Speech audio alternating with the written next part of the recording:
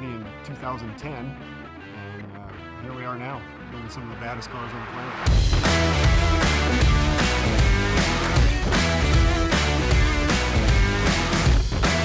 I got into this industry through my dad.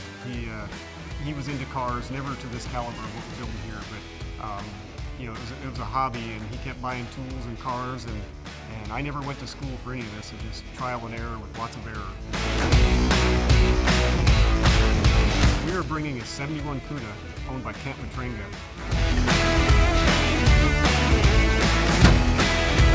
707 horse Hellcat crate motor. You can see all the sheet metal work in the engine bay to tie where the roll cage ties in up front here.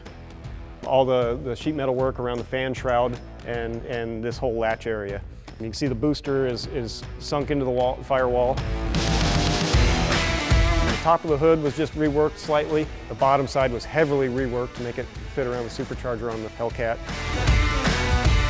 There's an extremely large amount of work here in the grill area. All the gaps and everything is just, you know, it's dialed in. Down bottom, the valance was heavily resculpted. You see the one-off EVOD wheels here that were designed, again, a timeless look with just 4 or 5 different colors inside of them to break them up and give them depth. The wheel openings were slightly reshaped for the big tires. This quarter was off, all the modifications were done, everything was metal finished and filed out. The door handles, something nobody notices, it just looks right on the car. We machined these, we modeled them and machined them, and the keyhole is gone.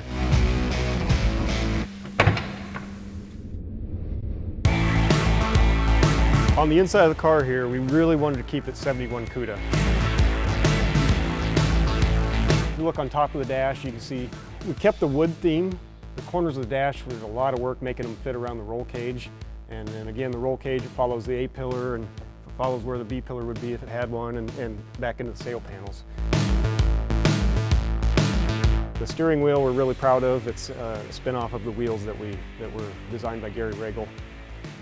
The center console was made to represent a 71 Cuda console, and it also has a machined bezel around here. Very simple, nothing loud, just very tasteful. The seats started off as glide frames, more of a factory-looking seat in our cars. So on the back of the car, we kept it again pretty simple. That's a good-looking taillight and will stand the test of time. So we've just reworked those heavily in this area. The whole rear bottom valance was made from scratch, machined exhaust tips. If you look at the deck lid gap, everything, all the gaps on the car are dialed in.